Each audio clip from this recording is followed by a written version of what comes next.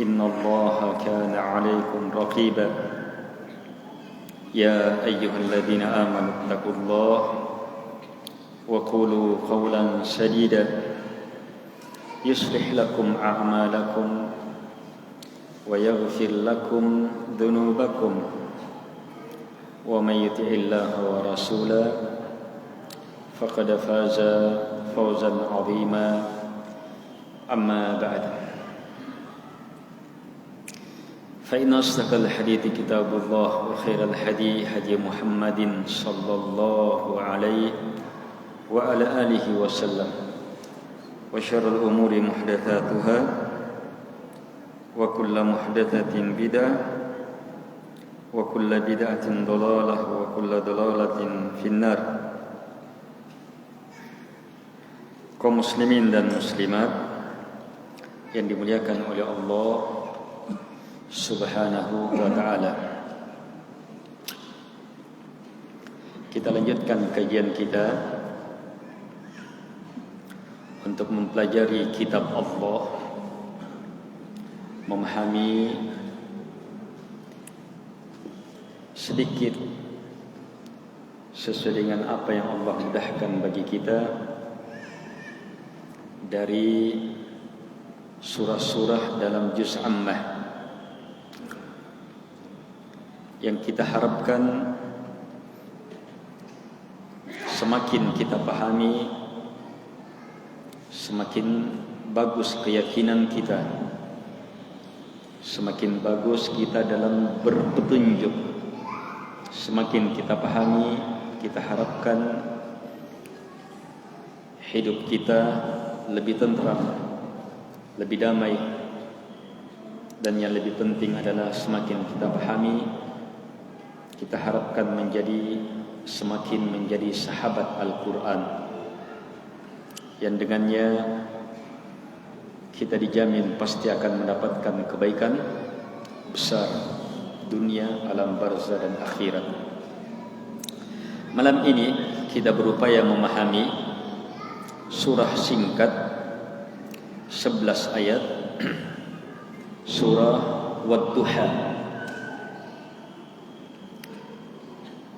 Allah Subhanahu wa ta'ala berfirman, Bismillahirrahmanirrahim, Wad-Duha wal-laili idha saja ma wadda'aka rabbuka wa ma qala walal akhiratu khairul laka minal ula wala sawfa yu'tika rabbuka fatarda alam yajidika yatiman fa'awa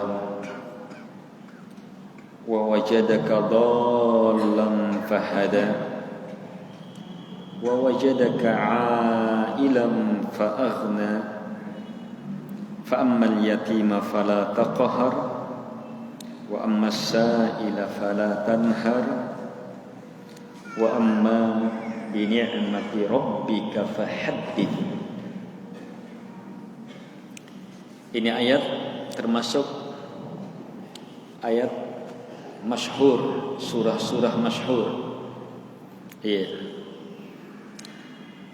Kaum muslimin dimudahkan untuk menghafalnya, didekatkan dengannya. Dan ayat ini, surah ini adalah surah hiburan bagi Nabi alaihi salatu wassalam, surah pembelaan Allah untuk nabinya alaihi salatu wassalam, surah yang menunjukkan besarnya perhatian Allah Subhanahu wa ta'ala kepada panutan kita, Nabi dan Rasul kita Muhammad alaihi salatu wassalam. Ketika turun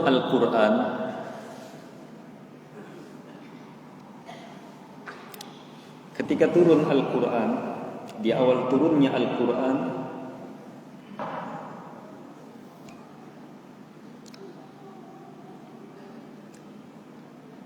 Nabi sampaikan Al-Quran kepada masyarakat,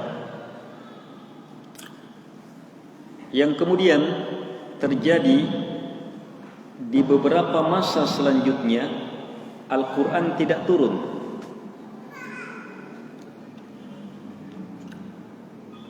Maka salah seorang wanita kafirah mengatakan kepada Nabi Muhammad, "Ai, kamu sudah ditinggalkan sama syaitan. Kamu sudah ditinggalkan sama Tuhanmu. Tuhanmu marah kepadamu." Makanya tidak turun ayat. Justru tuduhan ini sesuatu yang membuat Nabi diserang lagi, menjadi sebab segeranya turun surah yang sangat mulia ini. Turun surah Wad-duha wal-laili idza saja ma wadda'aka rabbuka wa ma qala. Tidak pernah Tuhanmu meninggalkanmu ya Muhammad, dan tidak pernah Tuhanmu marah kepadamu. Lihat pembelaan Allah Subhanahu wa taala kepada baginda Rasul alaihi salatu wassalam. Kita terjemah singkat dulu. Wad-duha, demi waktu duha. Duha, awal munculnya matahari setelah beberapa menit sejak awal munculnya. Wal-laili, dan demi waktu malam. Idza saja, ketika malam semakin gelap. Ma wadda'aka rabbuka wa ma qala. Jadi dua sumpah, demi waktu duha dan demi malam ketika semakin gelap. Apa sumpahnya Allah? Ma wadda'aka rabbuka, Rabbmu tidak akan pernah meninggalkan. Wa ma qala, dan dia tidak pernah marah kepadamu. Walal akhiratu khairul laka minal ula, dan sungguh akhirat yang terakhir lebih baik bagi engkau daripada yang pertama. Wala sawfa yu'tika rabbuka fatarda, dan sungguh betul-betul Tuhanmu akan menganugerahi engkau, memberi kepada engkau yang dengannya kamu betul-betul puas dengan sepuas-puasnya, ridho dengan serido-ridonya. Setelah itu Allah Subhanahu wa taala menguatkan pembelaannya kepada Nabi dengan mengingatkan kondisi Nabi alaihi salatu wassalam. Alam yajidika yatiman fa'awa, bukankah Tuhanmu menjumpai engkau dalam keadaan yatim dan segera dia lindungi engkau, dia tuntun engkau, dia kokohkan engkau. Wa wajadaka dhallan fahada, dan dia jumpai engkau tidak tahu, maka segera dia beritahu. Tidak punya ilmu, maka segera dia beri hidayah kepadamu. Wa wajadaka a'ilan fa'aghna, dia jumpai engkau dalam keadaan tidak punya, fa'aghna, maka segera dia cukupkan engkau.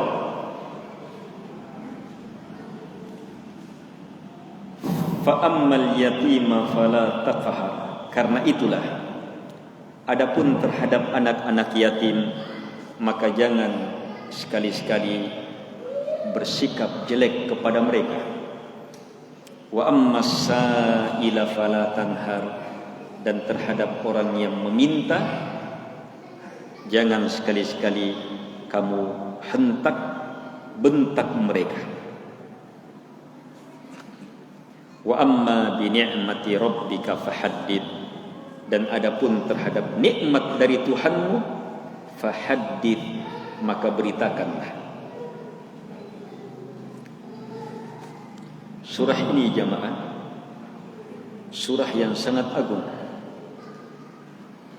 menunjukkan besarnya perhatian Allah Subhanahu wa taala kepada Nabi alaihi salatu wassalam. Ada yang ganggu Nabi, katai begini, langsung turun satu surah yang dibaca terus sampai akhir. Dibaca terus sampai akhir. Lihat hebatnya itu, perhatian Allah Subhanahu wa taala kepada Nabi kita Muhammad alaihi salatu wassalam, pembelaannya kepada beliau alaihi salatu wassalam. Ini ilmu-ilmu bagi kita untuk semakin yakin, wa asyhadu anna Muhammadan abduhu wa rasuluh, bahwa sungguh Nabi Muhammad adalah hamba Allah betul, utusan Allah yang sesungguhnya.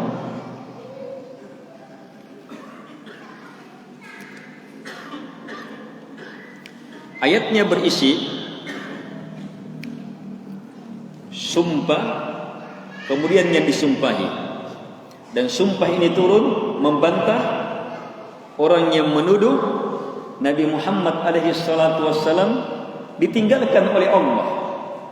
Dan memang saat hari-hari tidak turun ayat itu, nampak kesedihan pada Nabi alaihi salatu wassalam. Disebutkan dalam tafsir, terlihat pada raut muka Nabi sedih. Sebab Al-Quran itu apa? Sesuatu yang menghidupkan. Kalau ini kurang, melemah orang. Al-Quran itu sesuatu yang membahagiakan. Kalau ini kurang, maka gelisah seseorang. Ayat Quran begitu turun, kemudian tidak turun beberapa saat, membuat Nabi sedih. Sudah sedih, datang lagi musuhnya, perempuan lagi, bilang-bilangi Nabi alaihi salatu wassalam, mengatakan Jibril sebagai syaitan, la ilaha illallah. Kemudian mengatakan bahwa Allah telah meninggalkan Nabi alaihi salatu wassalam, mengatakan bahwa Allah marah kepada Nabi, makanya tidak turun. Tapi subhanallah, justru semakin berat cobaan, maka apa? Inna ma'al usri yusra. Semakin sulit, maka disitulah kemenangan, pertolongan akan semakin dekat. Turun segera. Tidak tanggung-tanggung Allah membela nabinya, bersumpah dengan dua sumpah, wad-duha, demi waktu duha.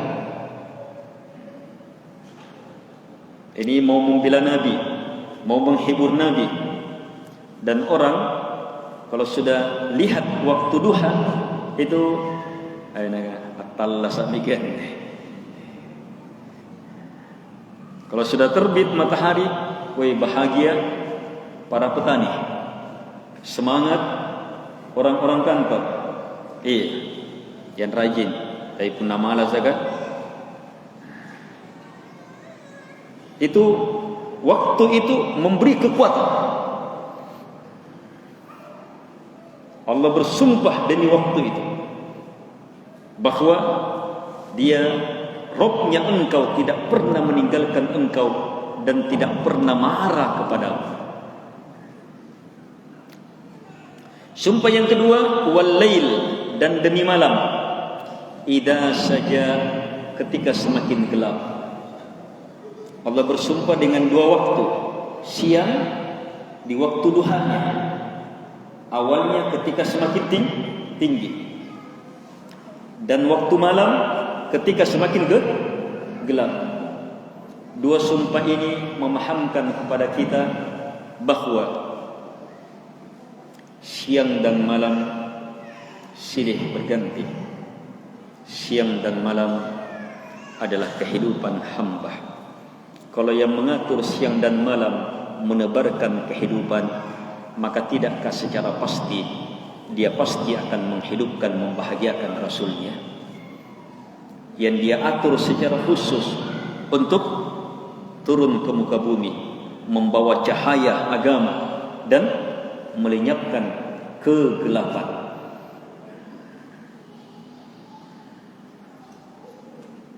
Dengan sumpah yang sangat hebat ini,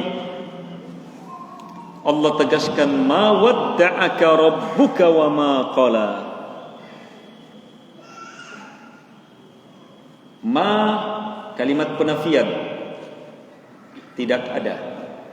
Wadda'aka, meninggalkan. Rabbuka, Rabbnya engkau, tidak ada yang namanya meninggalkan kamu. Ini sumpah Allah dalam bentuk penafian. Sumpah dalam bentuk penafian seperti ini pujian kepada Nabi yang di dalamnya terkandung penetapan. Jadi Tuhanmu ya Muhammad, Tuhan engkau tidak pernah meninggalkanmu. Bantahan kepada yang menuduh, dan sekaligus apa? Pujian kepada Nabi sebab tidak pernah ditinggalkan oleh Allah Subhanahu wa taala.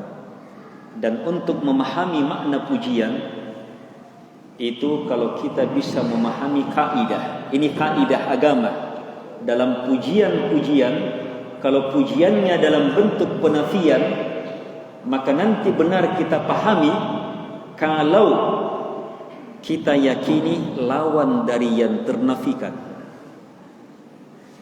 Jadi Nabi Muhammad dipuji oleh Allah dengan apa? Tuhanmu tidak pernah meninggalkanmu. Kenapa? Sebab terus menerus Tuhanmu bersamamu, melihatmu, mengawasimu, menuntunmu, menjagamu, memberi perhatian. Makanya tidak pernah ditinggalkan.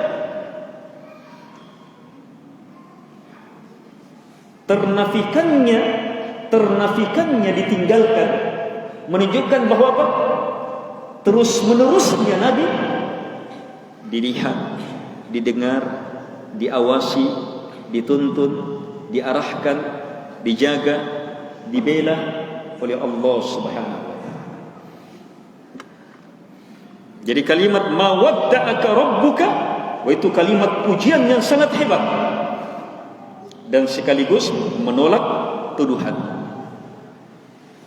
Perhatikan kalimat ma wadda'aka rabbuka. Di sini tidak disebut Allah tidak akan meninggalkanmu, tapi Rabbnya engkau. Apa arti Rabb di sini?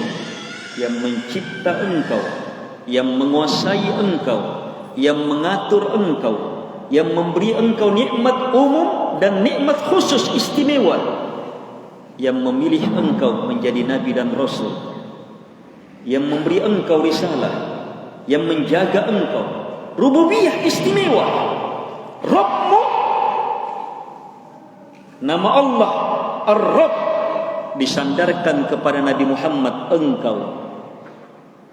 Sehingga ini semakin menunjukkan mulianya Nabi Muhammad alaihi salatu wassalam dan hebatnya rububiyah Allah kepada beliau alaihi salatu wassalam. Penjagaannya, pengawasannya, pembelaannya sangat istimewa. Rabbmu ini ya Muhammad mustahil meninggalkanmu, bahkan terus menerus menjagamu, terus menerus menuntunmu, terus menerus memeliharamu, terus menerus memperhatikanmu. Ini makna ayat ini. Wa ma qala, dan dia tidak pernah marah kepadamu. Kenapa? Sebab terus menerus dia mencintai. Tidak pernah marah. Kenapa? Karena Allah cinta terus kepada Nabi alaihi salatu wassalam. Jadi jangan bersedih karena tidak turunnya beberapa ayat. Dalam hari-hari tertentu. Tidak sampai di situ Allah memuji Nabi, membelanya, dengan pujian dan pembelaan yang sangat hebat, dengan sumpah Allah anugerahi lagi Nabi Muhammad, walal akhiratu khairul laka minal ula, dan sungguh betul-betul akhirat yang pertama khairul laka, lebih baik bagi engkau, minal ula, dari yang pertama.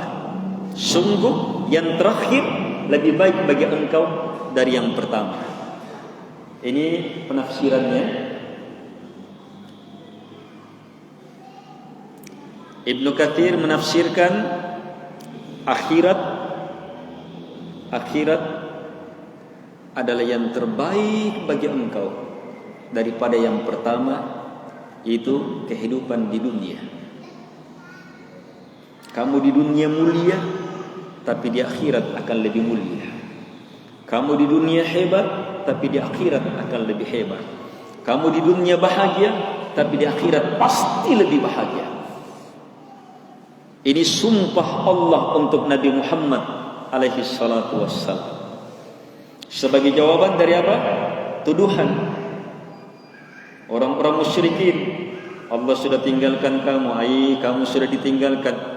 Tapi justru Allah semakin tegaskan, kamu adalah manusia mulia yang hari esokmu akan lebih mulia.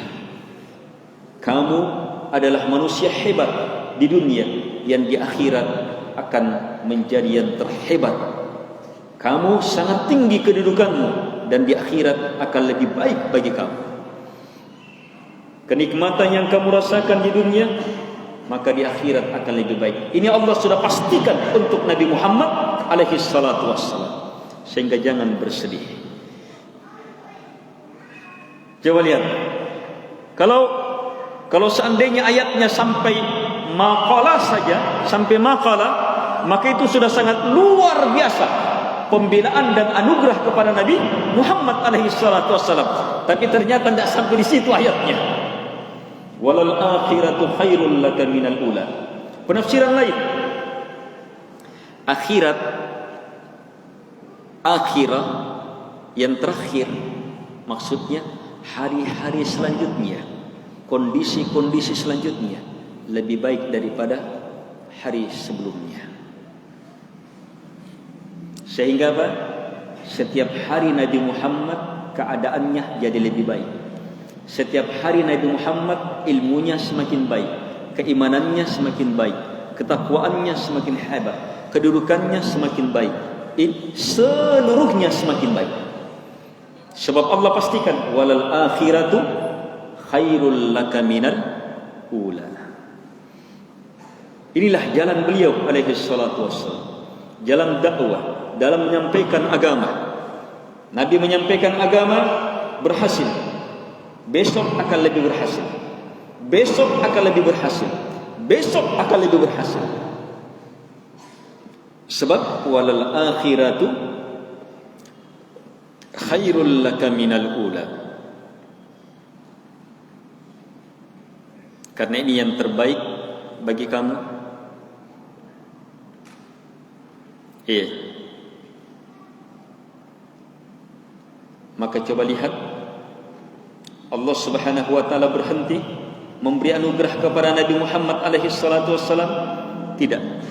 Allah lanjutkan, wala sawfa yu'tika rabbuka fatarda, dan pasti Rabbmu akan menganugerahi engkau fatarda, yang dengannya kamu ridha. Di sini tidak disebutkan,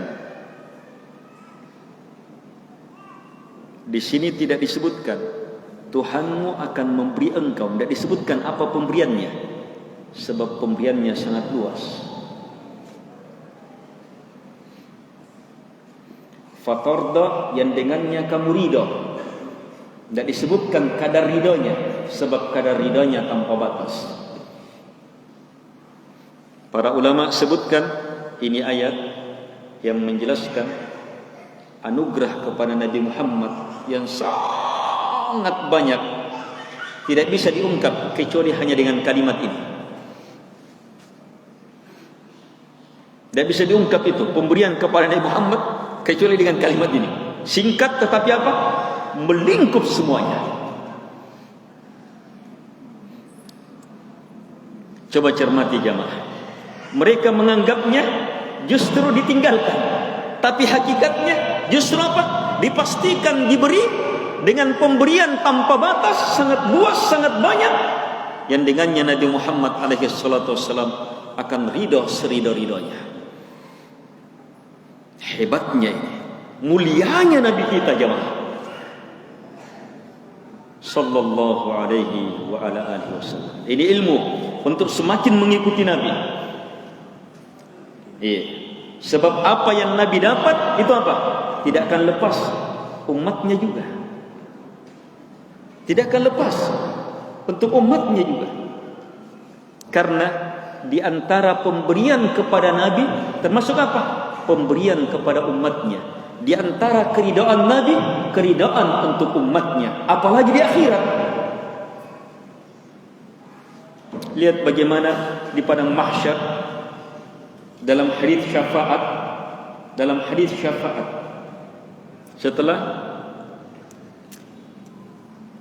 nabi-nabi hebat berudzur dan mengatakan kesalahannya, tidak bisa meminta kepada Allah, akhirnya nabilah yang meminta dengan permohonan khusus, sujud sehebat-hebatnya, dengan pujian yang sehebat-hebatnya kepada Allah. Akhirnya Allah mengatakan, irfa' ra'sak wasal fa'ta washfa' tushaffa. Angkat kepalamu ya Muhammad, angkat kepalamu, minta pasti kamu diberi, minta syafaat pasti kamu diberi syafaat. Dalam kondisi itu, apa yang paling membahagiakan Nabi? Umatnya yang dia ingat.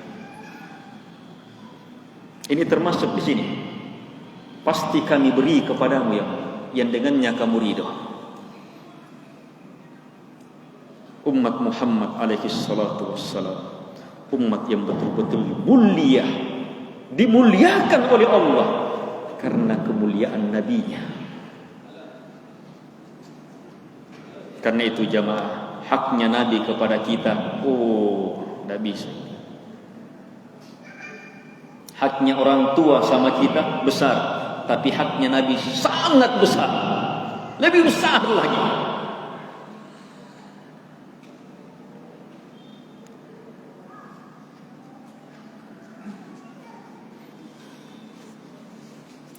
Setelah Allah menjawab dengan jawaban yang justru semakin mendudukkan Nabi dengan kedudukan yang tiada tandingannya, yang sangat hebat luar biasa, Allah Subhanahu wa taala memperkuat semua itu dengan, lihat kondisimu ya Muhammad.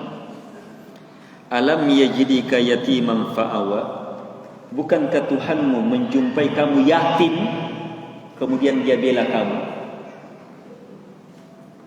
Bagaimana Nabi yatim?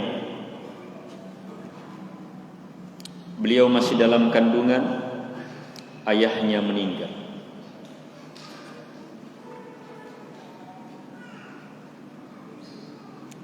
Umur 6 tahun ibunya meninggal, dirawat oleh kakeknya. 8 tahun kakeknya meninggal,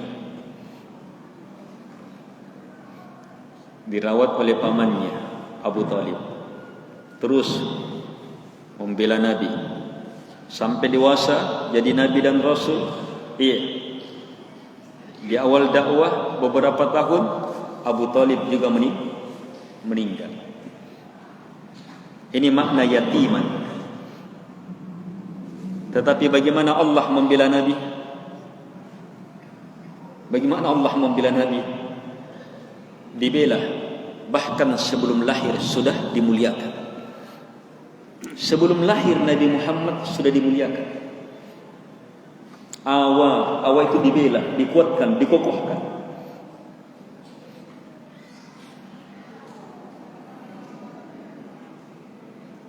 Kehilangan bapak, tetapi Allah sendiri yang langsung mengawasinya, menuntunnya.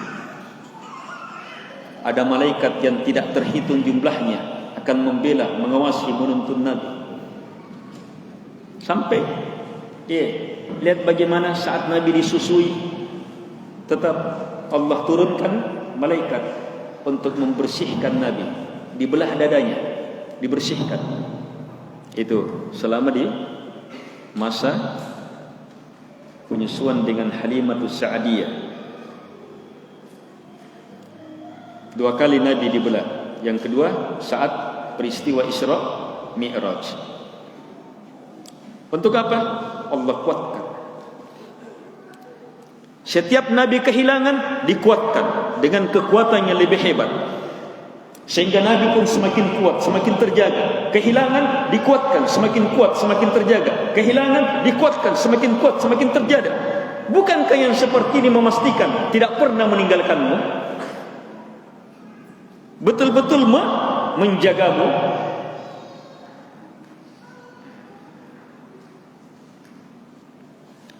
Wa wajadaka dhallan fahada, dan tidakkah dia jumpai engkau dhallan, tidak tahu, fahada, kemudian dia beri hidayah.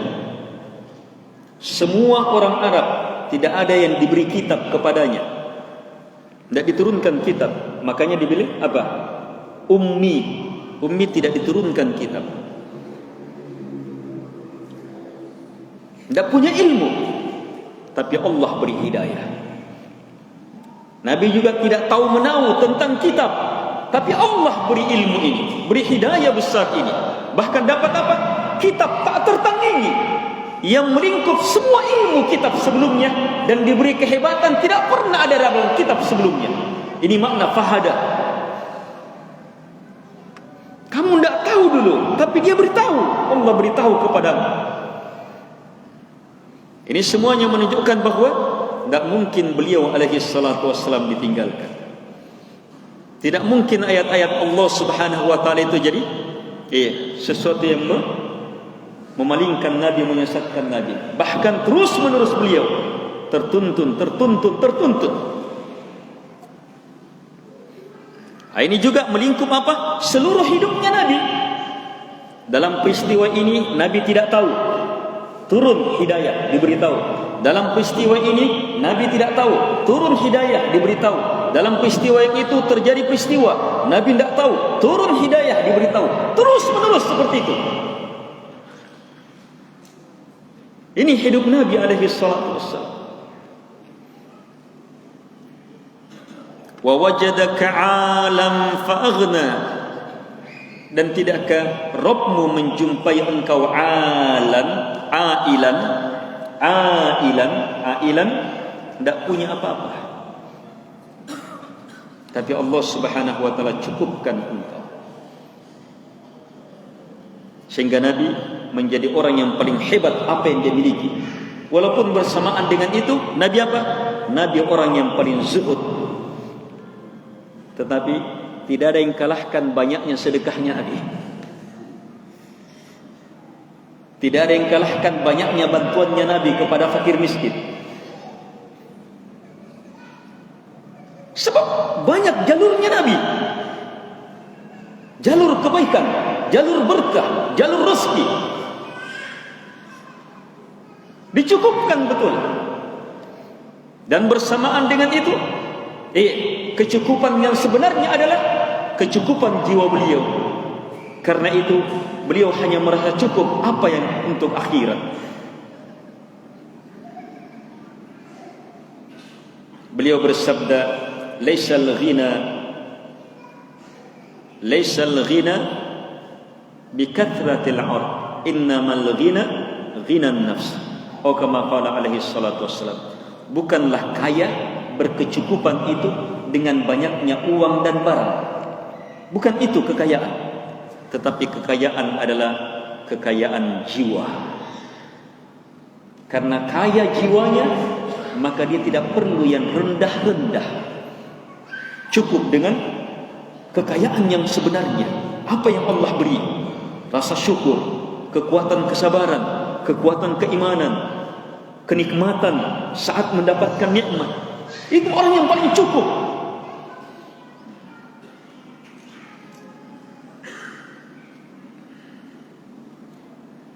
Tiga, hujjah.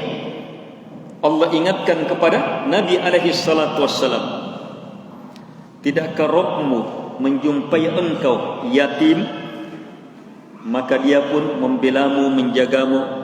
Dan tidakkah dia menjumpai engkau tidak tahu, maka kemudian dia memberitahu, memberi hidayah?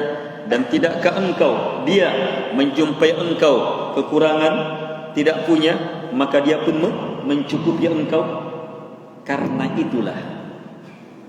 itulah fa'ammal yatim, adapun terhadap anak yatim, kamu juga sebelumnya yatim. Ayo, lihat, ini berhubungan dengan sebelumnya. Karena itulah kamu juga sebelumnya yatim. Adapun anak yatim, fala taqhar, jangan sekali-sekali kamu bersikap jelek, sekecil apapun jelek, jangan.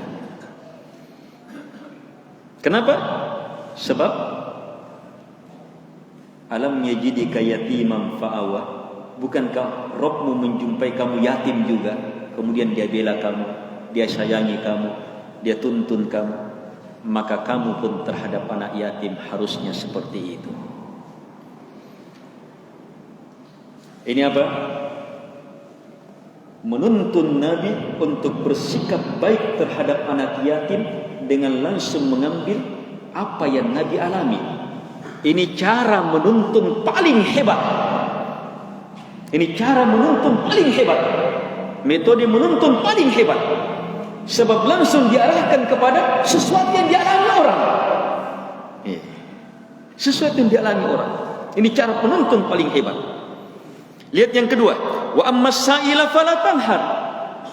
Dan karena itu, adapun orang yang meminta juga, orang tidak tahu, perlu tahu, maka yang seperti ini fala taqhar, fala tanhar. Jangan kamu bentak, jangan kamu usir.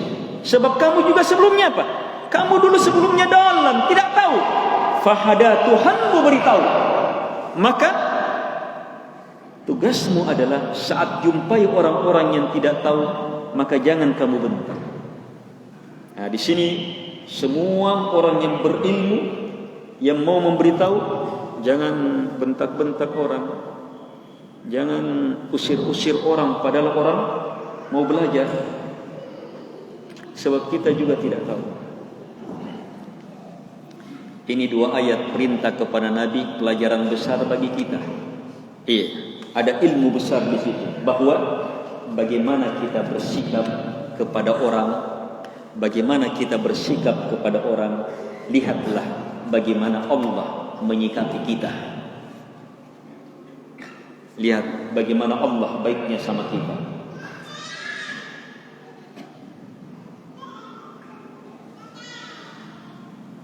Dalam bersikap kepada orang, ambil pelajaran pada diri kita. Misalnya, kita sekarang alhamdulillah sudah bisa melakukan ini, melakukan ini, nikmat besar. Padahal dulu, kata tolokna atau pandra. Tapi alhamdulillah sekarang nikmat besar. Nah, sekarang kalau kita mau mengajak orang, ambil ini, lihat diri kita dulu. Bagaimana Allah tuntun kita. Berproses kita dituntun oleh Allah. Berproses kita dituntun oleh Allah sehingga bisa baik. Maka kau mau perbaiki orang juga. Iya, lihat dirimu. Iya. Lihat dirimu dulunya, jangan lihat sekarang. Sudah bagus, langsung mau suruh langsung bagus orang. Sama dengan kita. Tidak, pelan-pelan ajak. Sikapi orang sebagaimana kita dulunya seperti itu. Harus sabar sebagaimana kita dulunya seperti itu. Kita kalau tidak ada orang-orang yang sabar mendakwahi kita, maka kita tidak akan seperti ini. Maka demikian pula kita ingin mendakwahi orang, sabar hadapinya. Ini pelajaran besar. Akhirnya Allah Subhanahu wa taala berfirman, wa amma bi ni'mati rabbika fahaddits. Ini faedah umum. Adapun terhadap nikmat dari Rabbmu, fahaddits. Nikmat dari Tuhanmu, fahaddits. Iya.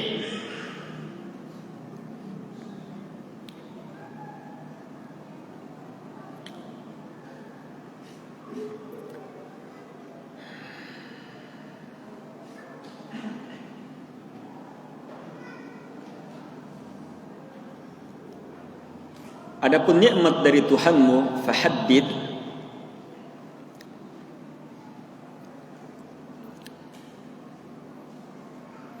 Ibnu Katsir mengatakan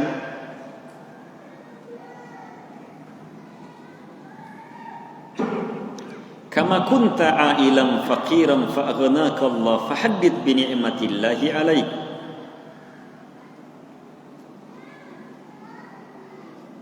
Kata beliau, maknanya sebagaimana kamu dulunya tidak punya, miskin, kemudian Allah beri, cukupkan, maka haddid, sebut-sebut nikmatnya Rabb engkau kepada engkau. Sampaikan, sebut nikmat Rabb engkau kepada engkau. Jangan ingkari.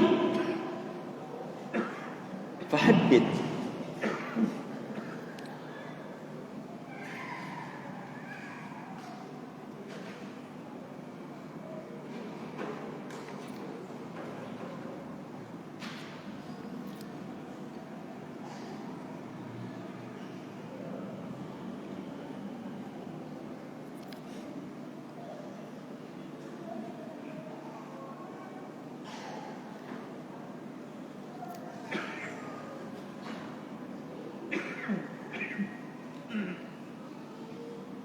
Makna yang lain dari ayat ini,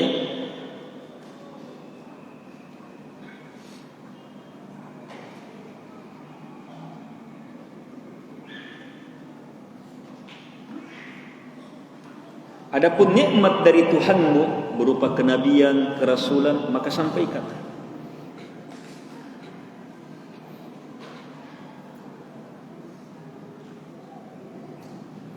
Dan yang zahir nampak dalam ayat ini melingkup semua nikmat. Nikmat dari Tuhanmu, fahaddid, maka sampaikan. Secara umum jamaah, menyampaikan nikmat itu kebaikan. Jadi dapat nikmat itu bilang, ini nikmat dari Allah. Supaya orang melihat Allah terus menerus memberi nikmat kepada hamba. Dan ini tidak termasuk riya. Kan biasanya orang siri-siri kangen, tidak. Allah bilang terhadap nikmat haddid, sampaikan sebagai bentuk kesyukuran, bukan mau berbangga-bangga. Alhamdulillah, bilang alhamdulillah saya bisa begini, alhamdulillah saya bisa begini, alhamdulillah saya bisa begini. Haddid. Jangan sampai seperti 2 dari 3 orang yang diuji. Orang yang botak, berpenyakit kulit, dengan orang buta. Diuji dengan dihilangkan semua penyakitnya, kemudian diberi, ada onta, ada sapi, ada kambing, dan dalam keadaan hamil semuanya, kemudian berkembang biak. Yang berpenyakit kepala, berpenyakit badan, dikasih onta dan sapi 1 lembah. 1 lembah, banyak sekali. Yang buta kambing 1 lembah juga. Akhirnya datang malaikat yang dulu doakan supaya sembuh, persis dengan penampilannya dulu. Yang berpenyakit kepala, yang berpenyakit kulit, datang dengan penampilan itu, minta-minta dengan nama Allah, diingatkan. Tapi tetap mereka bilang, ini apa? Harta turun-temurun ini, warisan ini turun-temurun ini. Dia tidak mau bilang ini nikmat dari Allah. Dia tidak mau sedekahkan, dia tidak mau keluarkan. Akhirnya apa? Langsung dihancurkan saat. Ini mana? Fa amma bi ni'mati rabbika fahaddid. Adapun si buta diminta 1, dia bilang, si buta, saya dulu seperti kamu. Diakui, saya dulu seperti kamu begini-begini, tapi Allah beri saya, baiknya Allah sama saya. Wah, dia ungkap nikmat. Ini maknanya fahaddid. Akhirnya dia wujudkan kesyukuran. Lihat, saking syukurnya si buta, dia bilang apa? Kan diminta hanya 1 ekor kambing. Kata si buta, ambil sekehendakmu. Terserah kamu ambil berapa. Tidak ada sama sekali ya. Terserah kamu ambil berapa untuk perjalanan. Akhirnya malaikat mengatakan, saya malaikat dulu, ini hanya ujian. Akhirnya semakin berberkah. Jadi menceritakan nikmat, mengakuinya datang dari Allah itu apa? Kesyukuran dan sebab berkah. Iya. Wa amma bi ni'mati rabbika fahaddits. Dan ini melingkup apa? Seluruh nikmat, apalagi nikmat-nikmat agama. Ini jamaah, ya, sedikit kandungan dari surah Ad-Duha. Semoga Allah Subhanahu wa taala semakin mengokohkan kita di atas agamanya, semakin mencintai Nabi alaihi salatu wassalam, setelah memahami sedikit dari kandungan surah ini. Dan semoga kita semakin kuat mencontoh Nabi alaihi salatu wassalam, dan yakinlah bagaimana Nabi dimuliakan sehebat-hebatnya, maka yang mengikuti Nabi pun akan kena bahagian dari kemuliaan itu sesuai dengan kadar mengikuti Nabi alaihi salatu wassalam. Sekian, billahi taufiq wal hidayah. Hadanallahu iyyakum ajma'in. Subhanakallahumma bihamdika asyhadu an la ilaha illa anta. Wassalamualaikum warahmatullahi wabarakatuh.